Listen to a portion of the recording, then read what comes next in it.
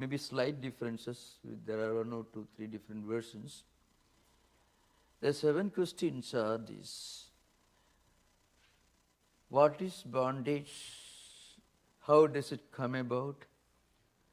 How does it exist? How to get out of it? And what is the impermanent, the non-Atman? And what is the true nature of Atman? And how do we discriminate? How do we differentiate one from the other? So the questions are: Ko nama bandha, kadam esha agataha, kadam pradishtha asya, kadam vimokshaha, ko anatma, koso anatma, so that sloga, the verse, paramaka atma, tayo viveka kadam edat uchyadam. These are the 7 questions that you find in the 51st verse of the text. In some versions, some textbooks, it could be 52nd or 53rd, like that. Now, what is behind these 7 questions? The fundamental dissatisfaction, the world of sensory pressures. That is the cause for this, the reason for the dissatisfaction. We get dissatisfied with many things, but Vedanta tells you that there is such a thing as divine or higher discontent, dissatisfaction. When a person who is endowed with everything that he can think of in this world, empirical pleasures, job, money, wealth, everything, he has got everything that he wants. Still he is looking for something higher. This kind of higher dissatisfaction. Whether he gets it or not, whether he is going to obtain what he is looking for or not, this divine dissatisfaction helps us in our spiritual life. This is a very important thing to remember. We may not get what we are looking for. We are not looking for empirical pleasures, enjoyments or anything. We are looking for something higher, not of this world, some meaning, higher meaning of our life, for existence.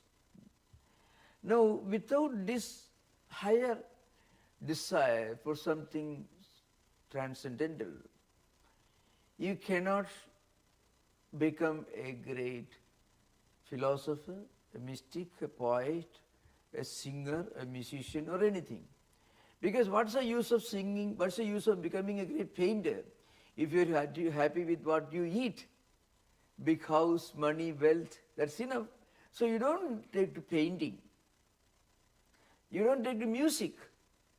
You don't read any higher literature. If a person is happy with whatever he eats, whatever he enjoys in his everyday life. So the real question is, when we go beyond the world of empirical pleasures, then we start looking for something transcendental, and this search for the transcendental is a real cause for any higher development for a human being, whether in philosophy, literature or anything. So here the 7 questions are put. The first question is, Ko nama bandha? That is the first question. What's the nature of this bondage? But you should feel that there is a bondage after all. A man may be bound, but if he is not aware of the fact that he is bound, then he will not try to come out of it, the bondage. So here there is a dialogue between 2 persons. One is a teacher, the other is a student. The student is asking the question, Ko nama bandha? What's the nature of bondage? And then, how did it come about? And what sustains it? And then how to get out of it, how to get the liberation. In fact, that's the reason why Buddha was a prince born in a luxurious surrounding. Father was a king. He was not allowed to see anything about the darker side of human life. So he was almost 28, 29 years old. He was not allowed to come out, because there is a prediction that if he ever happened to know anything about the darker side of human life, well, he may become a mendicant, he may become a monk, he become a philosopher.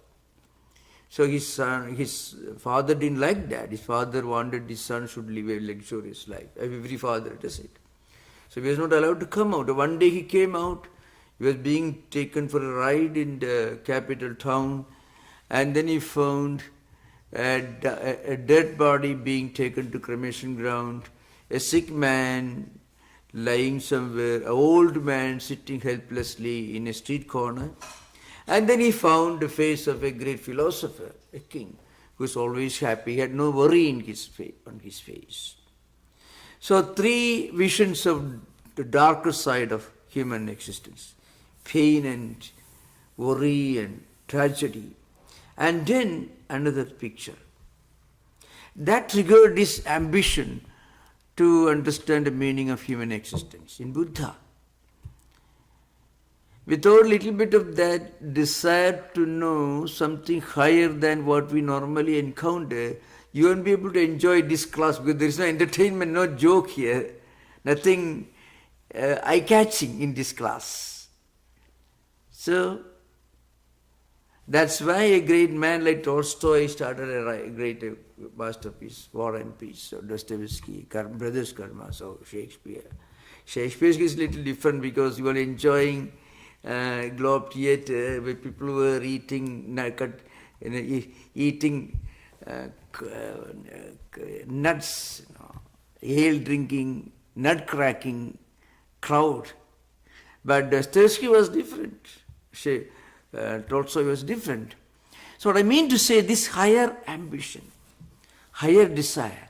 That's why even if we don't have a higher desire, we should have it, because the higher transcendental desire will help us to go beyond all other lower desires. It's important. A scientist doing research in a laboratory is able to concentrate on that scientific research because he has some higher desire that goes beyond the world of desire, the world of empirical enjoyments. So here the first question is, why this bondage? So first of all, a really enlightened person will start realize, well, if I have everything, money, wealth, status, still this is not enough.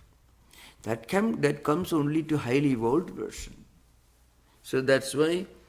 Now the first question that the teacher decides to answer is not the chronological first question. In fact, he koso anatma. The 5th question is the subject of discussion till now. So when the student puts 7 questions, the teacher first answers the 5th question. What is the 5th question? What's the nature of all this world? This impermanent, changing world of enjoyments, what is the nature? Koso anatma. Anatma means what is not Atman, the non-Atman, the nature of the body, mind, emotions, feelings, enjoyments, whatever we see, all these things constitute non-Atman, the impermanent. Whatever we see, enjoy in this world. Then once you understand that, then whatever is left out is Atman. Because all that we experience in this world, with what we experience, enjoy with the eyes, with that sense of touch, sense of smell, sense of taste, all that we experience at the empirical level is non-Atman, impermanent. That's very clear. Everything is changing. Whatever is changing is impermanent. So, after having answered the fifth question, the teacher takes up the sixth question. Paramaka Atma. What is actually our true nature? What is our true reality? What is our true reality? Who am I? What is the absolute reality? What should I strive to realize? So, that discussion begins with the 126th verse of this text. 126th. So the Guru, the teacher, he begins the discussion. Atate sampravakshyami swarupam paramatmanaha yad vijñāya naro bandhat mukta kaivalyam asnute. Now I am going to discuss with you. I am going to explain to you the true nature, Surupam, of Paramatman. Once you understand this, then what happens? You get complete liberation from all worldly bondages. So again, the most well-known example for this is Buddha himself. The reason why we quote Buddha again and again is Buddha's life itself was some kind of a demonstration. He saw everything in this world. He had a big job, plenty of money, all that he could enjoy, but it was not enough. He wanted to look for some higher meaning in life. As I mentioned, you don't have to have everything in this world to ask this question. Even if we don't have anything, still a desire for higher meaning in life will give us a tremendous satisfaction. It's very interesting, it's a paradox. When we have the divine dissatisfaction, it gives a great blissful satisfaction. Because when we have this higher ambition, what happens is all our lower obsessions and ambitions are gone. We'll be striving for something higher. So, then the discussion begins. Next verse. Asti kassi swayam nityam akam pratyayalambanaha avasthatraya sakshi san panchakosha vilakshanaha. It requires a lot of discussion. Asti kassi swayam nityam. So, what's the nature of that absolute reality? One example given is avasthatraya sakshi. Avastha means state of consciousness. The one level of consciousness that you're familiar with is the state of waking state. This will be waking state. Whatever we see, physically we connect with things, we enjoy things, we hear, we smell, we taste, we see, everything happens. This waking state. So where mind and five senses are involved in whatever we experience in waking state. Normally this is the only state that we recognize, but actually it's a great error. Suppose a person lives for 90 years, and let's say, not impossible, but quite natural if you analyze. 8 hours he sleeps, 8 hours he works, and 8 hours is waking state. So waking state 8 hours, 8 hours he sleeps. And these 8 hours when he sleeps, one part of his sleep may be in dream, the other part may be in deep sleep. So it's called in Sanskrit Jagrat Swapna Sushupti. Jagrat means waking state. Swapna means when we are not in waking state, but we are not deep asleep, but a state between these two. That is Swapna or dream. So Vedanta tells you that we don't have any other state of consciousness, either waking or dream or dreamless or deep sleep. Now, a man who lives for 90 years, normally we count that he lived for 90 years, but in our general analysis, we count only the waking hours, which are only equivalent to 30 years. 30 years was deep asleep, sushupti, and 30 years was in dream. But we don't say he lived only for 30 years, 90 years we say. So Vedanta tells you that all these three states are equally important, which we don't normally look at it that way. And in all these three states, there is one reality that is present.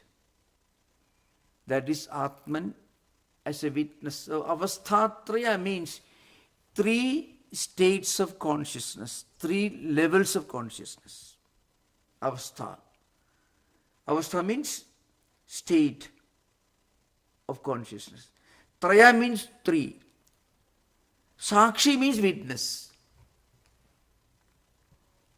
Now witness is somebody who is aware of what he is witnessing, but is distinct from what he is witnessing. So if you want to be a witness in a court of law, if you are yourself participate in the criminal activity, you won't be witness.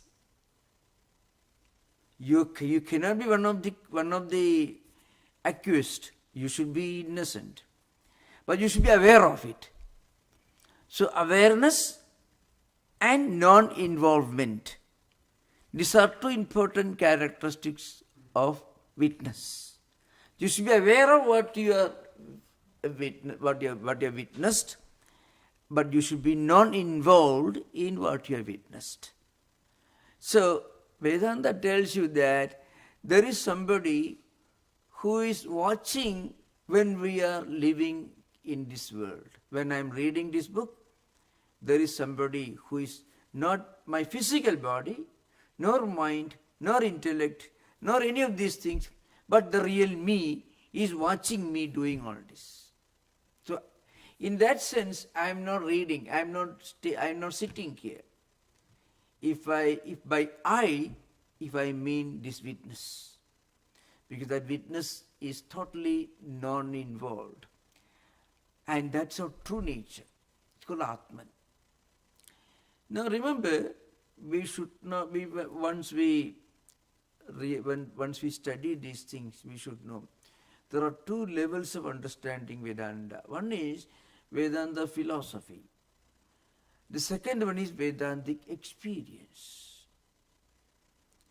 So Vedanta tells you that our ultimate goal is to realize, to identify, to actually experience that we are only witness, we are not participants in this area of life and activities.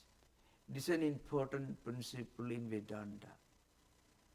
Our true nature is that we are Atman. And that Atman is behind and beyond body, mind, complex emotions, feelings, everything. And it is only Sakshi, witness, seer. We call drashta. All these words are you find in Sanskrit, drashta, sakshi, etc. In English maybe seer, perceiver. The one who sees, the one who perceives, but different. So one way of understanding our true nature is, who am I when I am deep asleep? I don't see anything. I do not experience anything. But I cannot say I was absent when I was deep asleep, because when I come out of deep sleep, I get a feeling of relaxation. In fact, that's the only purpose of people going to sleep. Nobody wants to go to sleep for seeing dreams. Very important thing. And in dreams, we don't get real rest. Without proper sleep, even we are very likely to go insane, because but the physical needs for shutting down entire body mechanism, mind also has to go through this period of relaxation. Otherwise one may fall, one may go mad. So that's why when you go to a doctor and complain, I'm not getting sleep, you are actually telling that I'm not getting deep, I'm not getting dreamless sleep. That's the point. Dreams cannot give you rest. Waking state cannot give you complete rest. That's why every person has this tremendous desire, urge to go into state of deep sleep. And Vedanta tells you that in that deep sleep, we are identifying ourselves with that witness. Because in deep sleep, there is no activity. In dreams, there is activity. Only in dreams, the only difference between dream and waking state is, in waking state, we are physically doing things. When we walk in the street in waking state, your mind is involved and also your feet and of course your eyes, all these are involved in this act of walking in the street in waking state. But in dream also you may be walking in the streets of San Francisco under the burning sun. Actually it's midnight. But in dream you create our own world, and in that world we do things, and we do things not with the senses of action, but with the mind. So it is called, in dreams it is subtle, in waking state it is gross. But in both these states of awareness, consciousness, there is duality. First of all, we see different things, and also we recognize that we are different from what we see. But in deep sleep, what happens is, we don't see anything. But when we come out of the deep sleep, we have the feeling, I had a good sleep, and we feel total restfulness. And we are actually going back, and we are identifying with our true nature. That's why we are able to get this blissful feeling of restfulness after deep sleep. In all these three stages, there is somebody who is not involved in any of these activities, but who is witnessing all these activities, who is seeing all these activities without being involved in any of these activities. That's why if you are very much tired, very exhausted, mentally if you can, well, I'm only witness. Physical body may get tired and you may need rest, because that's a matter of physical body is made of 5 elements. You have to follow the rule of nature. But if a person can be always active, or is facing a problem, if he can convince himself, well, I am only witness, I am not involved, I am only a witness, I am only a sakshi, I didn't do anything, only my body did a lot of, you work very hard with the body, working heavy work you do, you feel exhausted. For some time if you try to tell yourself, well, I didn't do anything, because I am Atman. My body worked. Body may need rest and things like that, because body has to follow the rules of nature. But if we can identify ourselves with this, our true nature, which is not body, then you find the fatigue level comes down. The exhaustion level comes down. It's a fact. On the other hand, suppose we identify ourselves with the body, then every bit of hard work, and you say, I did so much of work, immediately we feel tired. I can even give an example. Let's say somebody like Stephen Hawking, whose body, what his body was like. I do not explain. Suppose he had defined himself only the physical body, which is a terrible body he had. Then he won't be able to live in this world. But he identified himself with something other than his physical body. Very scientist, a thinker, futurologist, who could speak many things about the nature of reality. Not spiritual reality, but the world of nature, which a professional scientist who is working for his salary won't be able to bother to think of or say things that he said, because he could identify himself with something other than the body. So you can find that the further we go beyond body awareness, you feel more inner blissfulness, because we are transcending the bodily level. We are transcending duality. And in deep sleep, we totally lose duality. When duality is completely gone, we become one with Atman. But one problem is that in deep sleep, this happens without our being aware of it. So in deep sleep, we get this thought identification with Atman, because our Atman is non-dual. In deep sleep, you don't see anything, because we don't have the instruments to experience duality. We have it, but mind shuts down. Mind doesn't remain active. So we don't experience duality. When we do not experience duality, we feel total inner blissfulness.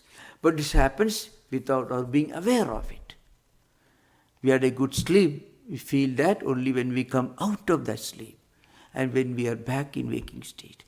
Now, when a Buddha begins to meditate, as he did, he reached this state, but he reached that state with full awareness. When you get this experience of witness, of being a witness, with full awareness, then you become spiritually liberated. Without being aware of it, you are experiencing it every night. When you go to deep sleep, it doesn't work. So Vedanta Chandogya Upanishad tells you that animals also go into deep sleep. They come back as animals. The Vyagrova, Mashagova, like that, there is a long mantras in Chandogya Upanishad.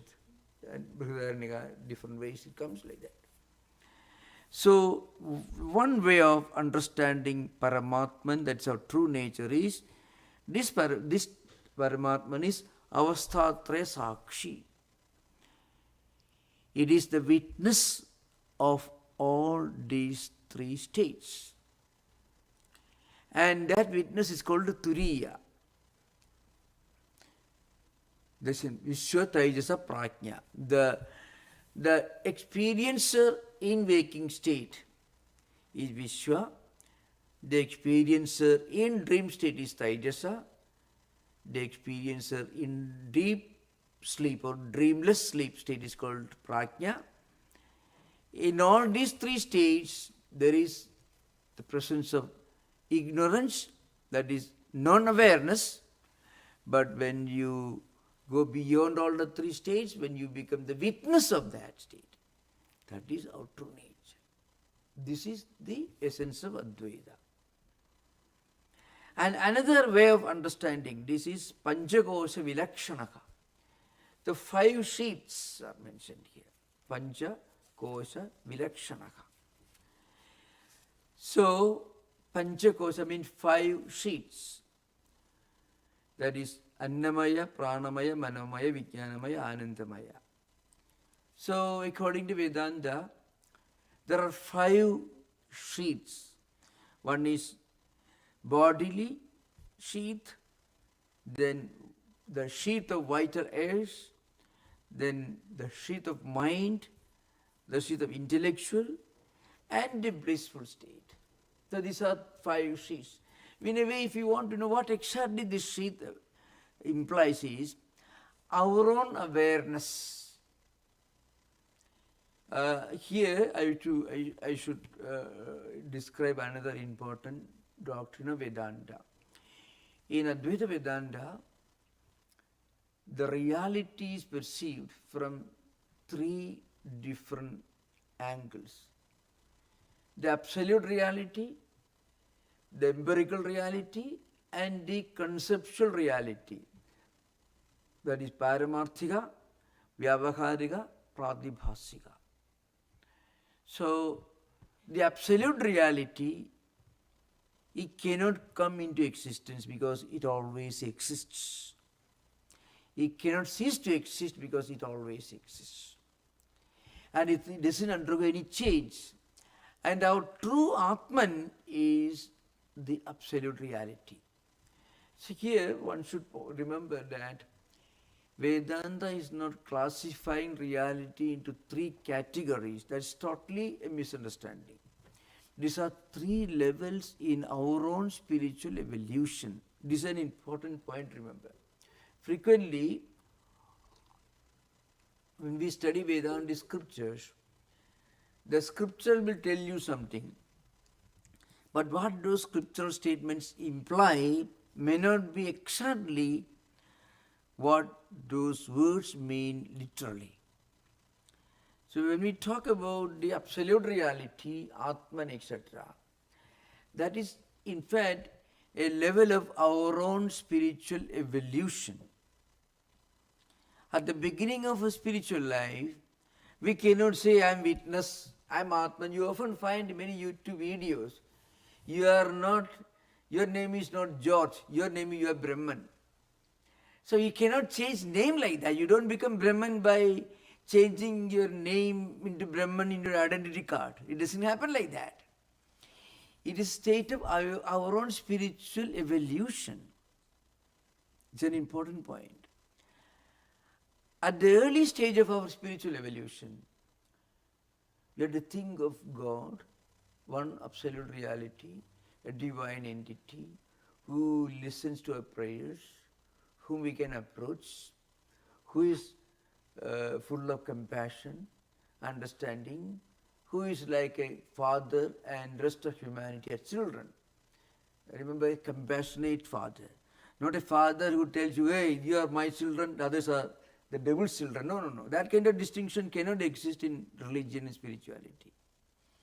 So, the highest concept of monotheistic God is, he is all kind, all compassionate, all knowing, all pervading, great, benevolent, a good person whom we can approach, who is the creator of this world.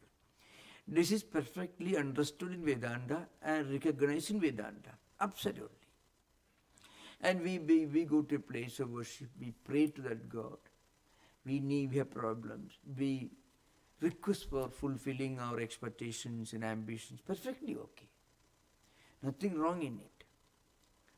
But Vedanta will tell you that this is correct, but there is a higher level of spiritual experience. This is an important point. Vedanta recognizes every single phase of the human journey in spiritual space, spiritual life. Nothing wrong in it.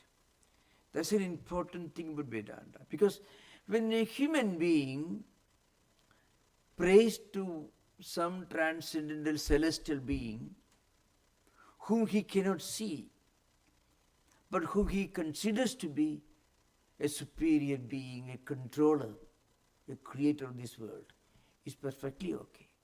Nothing wrong in it.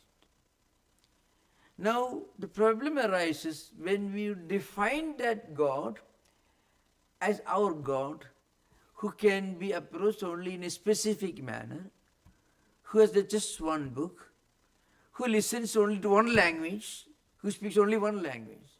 He is not a polyglot God. Only one language he speaks. That is not the highest state. It is not wrong, again. it is not the highest state. That's what Vedanta tells you. And as a person evolves further in spiritual life, then suddenly he begins to realize, well, that God as a divine reality is present not only inside the temple or place of worship, but also outside. That's the that's more advanced state. Again, this is our spiritual evolution. This is an important point to remember. Sometimes we may think, oh, God, Vedanta classifies reality, this is paramarthika, this is vyavaharika, this is pratibhas. No. Actually, this division doesn't really exist. In our own spiritual journey, at the early stages, we may think God is a very kind-hearted person who listens to our prayers, who takes care of our needs. Perfectly okay. That is absolutely understood. But this is only one phase, the early stage of spiritual life. I can give an example. When these Vedantic teachings were first introduced to Western world, the world of Abrahamic culture, Abrahamic religious culture, a few great men and women were simply astounded. It is coming from Hindu Vedantic tradition, and it's coming from an alien religious culture. A man like Max Muller, Paul Deussen, Schopenhauer, and innumerable other people, quite a few. Now, a man like Wordsworth was not a very spiritual person in that, not a saint, but he was a great poet, he was a lover of nature. He also felt there is something, Emerson, a great American mystic. He was not growing a beard, sitting in a forest, meditating. No, he was living very much in this world. But when we read it, he read only Bhagavad Gita, not other books, not available to him at that time, only Bhagavad Gita. But when we read about it, he thought, well, this is my own spiritual journey. He didn't think it was coming from another tradition. Because Vedanta is talking about the fundamental human spiritual journey. So at one stage, at the early stage, we may think God is the creator God who listens to us, our prayers. When you advance further through meditation, through contemplation, through thinking, through spiritual maturity, then we start thinking, well, that God cannot be one single person. He should be one divine reality who is present everywhere, present in everyone. So that is that state of paramarthika. So the monotheistic God whom you listen to, whom you pray to is vyavaharika, empirical level. Again, that God is not changing. Our spiritual evolution takes us forward. This is an important thing. It is our experience. In our own spiritual experience, our evolution, we move from duality, from plurality to oneness, unity. And in fact, it was Swami Vivekananda who first analyzed this in modern times. In modern language, English language. For example, he said we are not traveling from one state to another state. We are traveling from one level to another higher level. This is an important point. So, and as we analyze, first we think of ourselves as this bodily entity that is called Annamaya Kosha, sheath made of food, this body which is actually a product of what we eat. And then next is Pranamaya Kosha, the vital energy. Then Pranamaya Kosha, the Manomaya Kosha, mental. At the higher level, higher than bodily level, higher than the level of energy, there is mental. What we think, what we feel, what we experience our emotions work at that level. At a still higher level, Vijnanamaya. So you find this Annamaya, Pranamaya, Manomaya, Vijnanamaya, that intellectual. And the last is Anandamaya, that is closest to the reality. So this is called 5 koshas, 5 sheaths. Again, we have to remember, it is not a sheath. There's a sheath doesn't exist. The different levels of our own spiritual evolution are being implied here. First we think I am this body. A more highly evolved person may think, well, I am not this body. I have another dimension. I am a mental entity. I am an intellectual person. I have some other powers. Again, I give example of Stephen Hawking. There are many scientists, many great poets, many great composers, many great architects and mystics. Some of them had serious physical impediments, problems. Physically, they were not in a good shape or healthy condition, but they could identify themselves with another dimension of their own personality.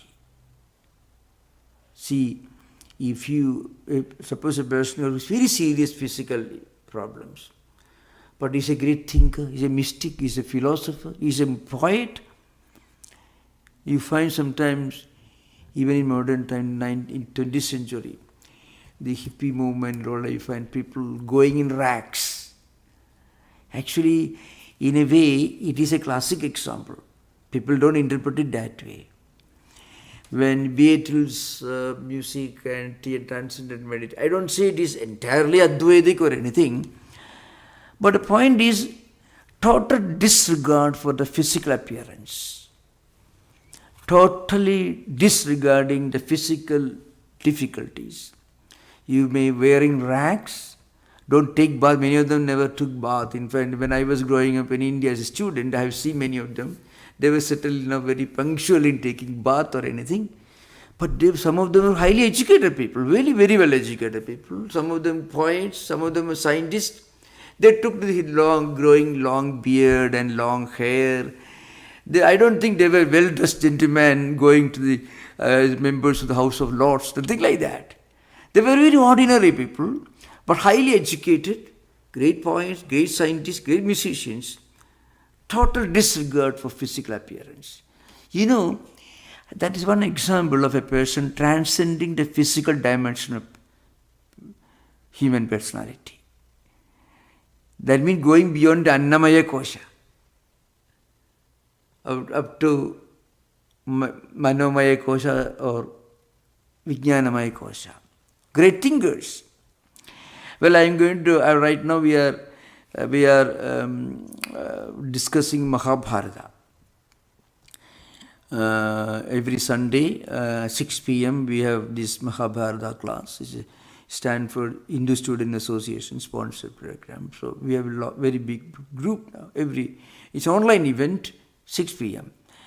The author of Mahabharata, which is the largest creative fiction, a part history, part imagination. It's a great classical work.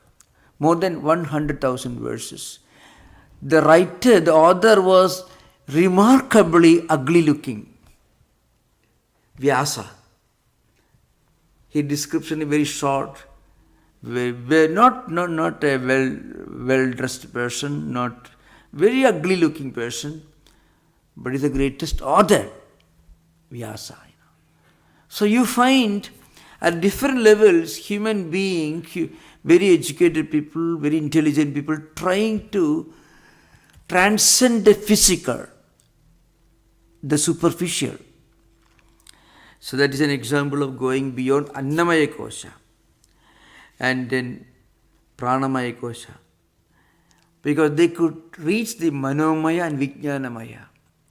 When you became a great poet, a scientist, a philosopher, writer, architect, you accomplished everything, but taught not deliberately by dressing in rags, you don't become a philosopher.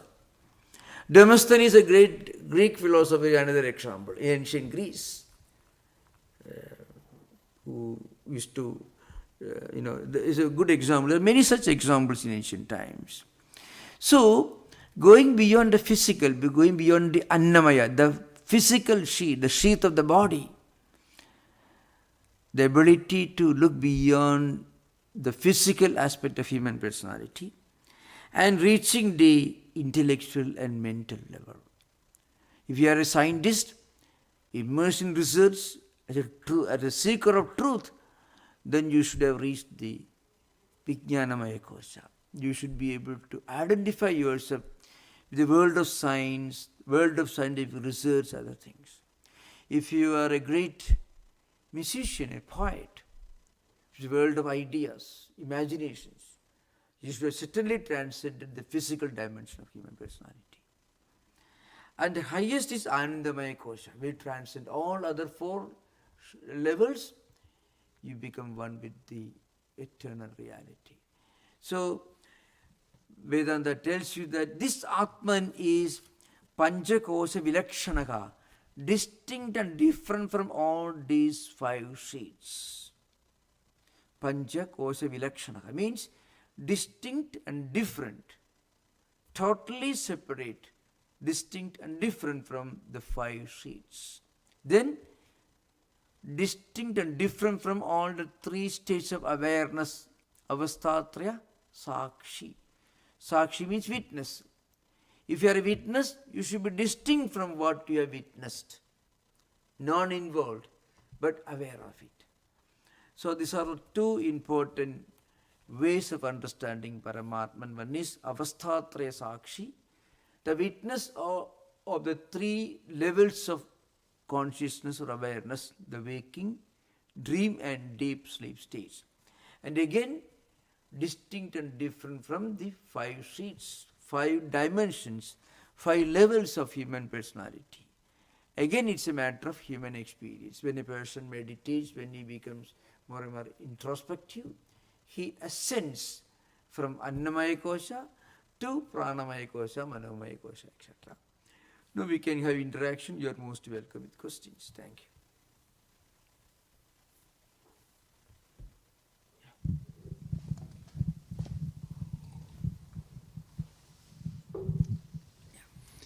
Thank you, Maharaj. Thank you. My question is whether you think most young people in early years start to realize the bondage, and perhaps people misinterpret that they're experiencing that frustration and are thinking it's some other type of resistance to authority or rebellion, but it might actually be exactly the experience that the Buddha had that you were describing. It might be that universally experienced a phenomenon. Yeah. Do you think? Yeah. In a Buddha's students' frustration, dissatisfaction with the existing situation, there is one level of dissatisfaction due to higher idealism. As America witnessed, Bay Area witnessed in 1970s Vietnam War, and why should we go and fight with distant, that kind of, and then total dejection you want. So that is this is an element of higher idealism.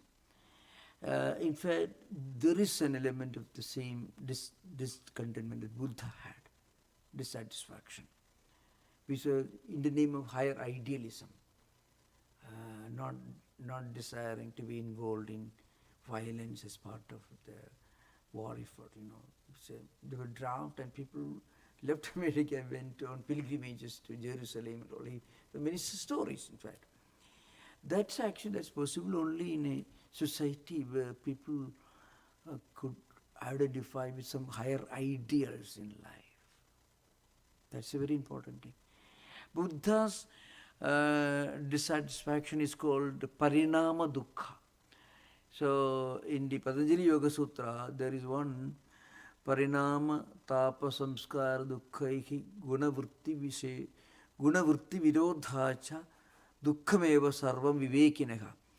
So a highly evolved person, Viveki, highly evolved person, who has a higher idealism, who is not satisfied with what normally makes everyone happy in this empirical level, but he has got a higher concept of what life should mean. That has got a transformative effect on the person. In Buddha's case, it made him Buddha. A prince became a great spiritual teacher. That may not happen to everyone, but still a spark of that higher dissatisfaction was behind this higher idealism. That's true. You find some of this in the writings of Henry Thoreau. If you read the Walden, you find this total, he rejected this intrusion of railroad, that is in mid-19th century, mind you. Railroad just making its appearance. So he thought it's an intrusion to nature. So you can find higher idealism, spark of this higher dissatisfaction. If I may follow up, the experience that I've seen, like, if you go into a classroom, you're assisting a teacher says, this is the worst student in the class, this is a very disruptive student, very frustrating, looking for something that we're not providing. And I've often seen that is the student looking for that ladder up towards this dimly perceived ideal that they have that they're not receiving in the container of instructions that they've got. So what happens? They learn to write a poem. Yeah. They learn to express themselves with a guitar. Yeah. They may find themselves thinking more creatively about their athletics. Yeah. But they hone in on a gift that allows them to test themselves and go beyond the utility of what's being taught in the classroom.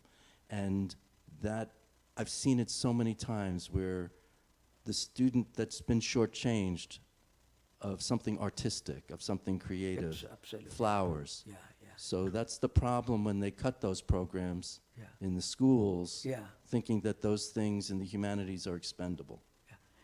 You're right. And this spark of higher dissatisfaction, if you may call it, it triggers creativity. It triggers creativity. That's why some of the great scientists and writers and poets, they didn't have formal education. So Tagore didn't have much formal education, was educated in his home. Many of the great writers, people who may be called geniuses, maybe their original creativity would have been killed if they had gone to a normal school or university. Because the routine education blocks the doors for higher creativity. Sometimes it happens. And when they find, when they feel frustrated, when they feel that they don't fit into the regular pattern of education, that itself can trigger some kind of creativity. Music, some of our great inventors of Apple phone, it's a good example of that. As a backlash against the tyranny of the uniform education system, of hierarchy, and that triggers creativity. Musicians, writers, you can find many such examples. Behind every higher creativity, there is some level of this revolt against the established norms in society. Okay, thank you.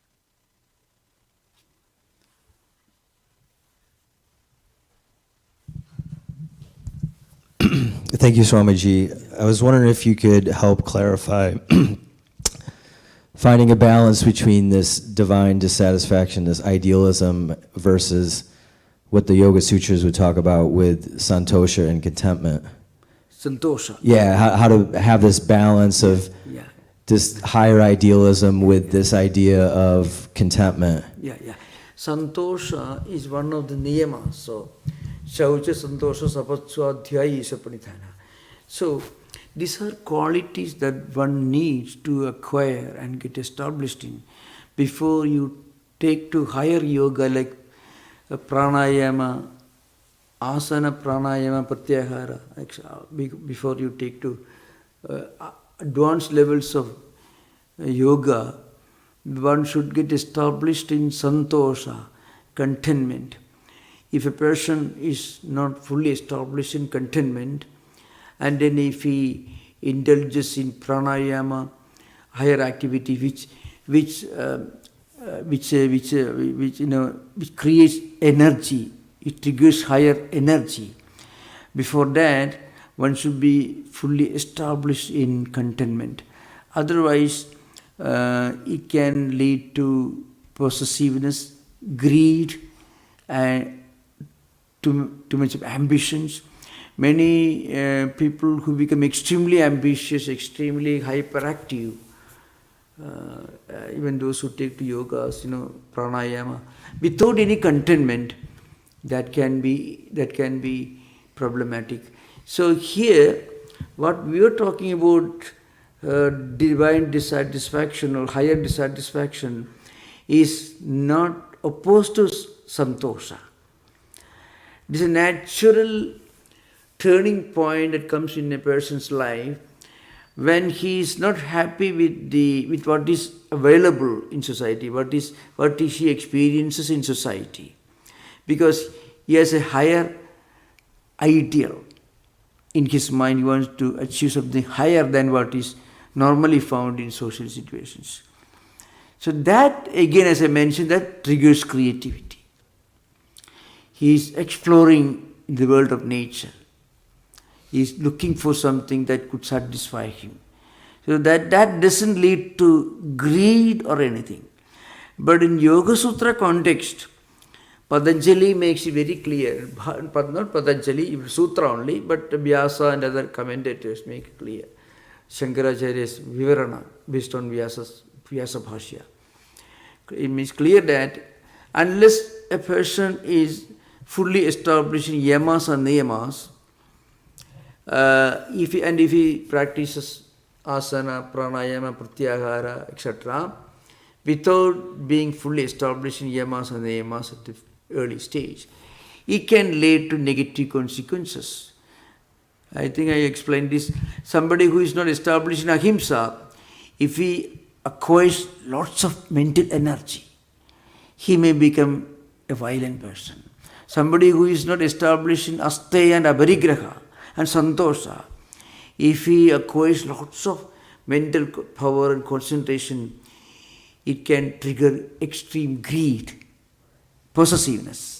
That's okay, thank you. So maybe instead of using the word contentment or santosha, what about just finding a balance between this divine dissatisfaction, this higher idealism, and what people would just say something like gratitude or thankfulness, being, grateful for having, a certain level of material prosperity or that sort of thing, versus having this higher idealism, this balance between gratitude or thankfulness of what you have in your life versus divine dissatisfaction. Yeah. This higher idealism will have a soothing effect in our personality. It will give us a kind of inner level-headedness.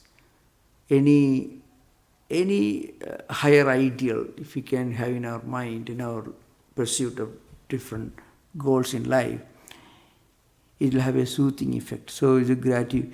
Such a person will be grateful. It also develops many other qualities in a personality.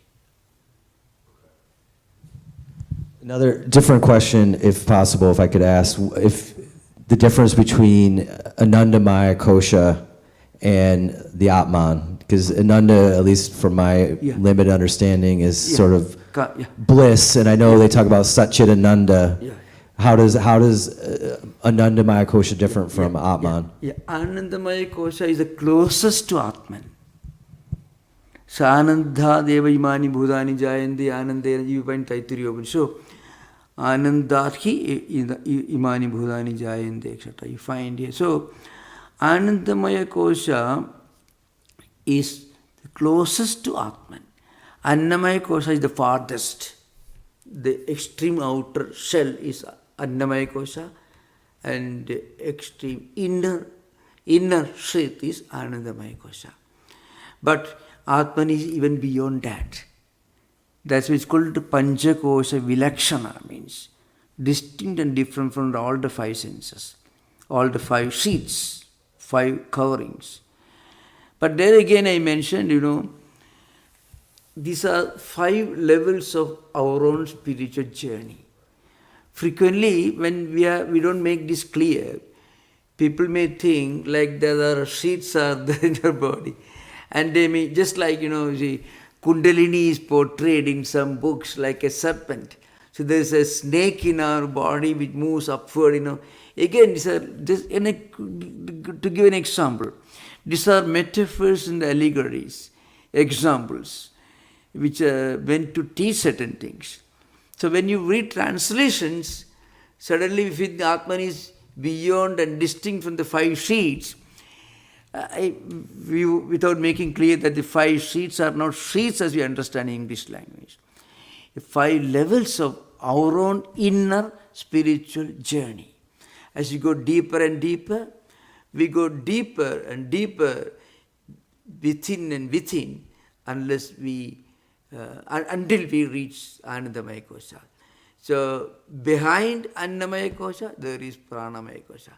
Still within, there is Manomaya. Still within, Vijnanamaya. And the closest Anandamaya. So when we reach that state, then we are coming close to liberation. This idea behind. Thank you. Yeah, please. Hari Om Swamiji. Yeah. My question is, this divine dissatisfaction, is it something that can be developed? Because hearing about it, I don't know if I feel like I have much of it, and I'm more drawn to Vedanta through, I guess, other means. And, I've been reading about Sri Ramakrishna, who had large amounts, it seems, of divine dissatisfaction. He was yearning for something higher. And so I wonder if it can be developed. Yeah, as a very, very relevant question. Thank you. The point is, if we can develop this divine dissatisfaction, it will help us to look at life from a higher perspective. And again, we develop this divine dissatisfaction because we look at life from a higher perspective. They are interrelated. See, when we normally go about doing our routine work and duties and responsibilities, and then suddenly we happen to read some higher books or listen to some higher ideas, then we try to contrast. There are much higher things to think about than what we normally, what normally bothers us in our life. So, along with many other things that we are bothering about, a fraction of our mind is given to contemplating, thinking, introspecting of those higher things. So we find that another channel of life is opened before us. That helps us to feel a kind of inner poise and blissfulness when we go about doing our duties. So what you said is true. Without some higher dissatisfaction, we got divine discontentment. Without that, we cannot enjoy higher Vedanta. But without some acquaintance with these higher ideas, you won't know how to develop this. So both are interrelated actually. Some people are born with these higher tendencies. So Vedanta will tell you, and Buddhism also, is because they have done a lot of introspection and study and contemplation in the previous life. That's what happens. They are interrelated. Okay, thank you. Am I clear? Your question is, do you have any more clarification? Could please tell me, ask. I don't think so. I think what I understand from your answer is maybe in order to develop that dissatisfaction, you have to cultivate some familiarity with what exactly you're missing, maybe. Well, I'll give you an example. Suppose we normally go about doing our duties, everything, and we are looking for something higher. Then you happen to read a book from a library, or you happen to listen to a conversation or a lecture on this subject. If you are already looking for some higher ideal, suddenly your mind will connect with that. That's what happens now. And a new channel, new window opens in your life, really speaking. But you have been looking for something higher. Otherwise, you won't be able to connect with this new idea, So, and without connecting with this new idea, you won't be able to develop this higher discontentment, That's what. So they are interrelated. Thank you. Yeah, we can conclude now. So, okay. Thank you. So we continue discussion next class. Om Shanti Shanti Shanti Harihi Om Tat Sat Sri Ramakrishna Arpanamastu.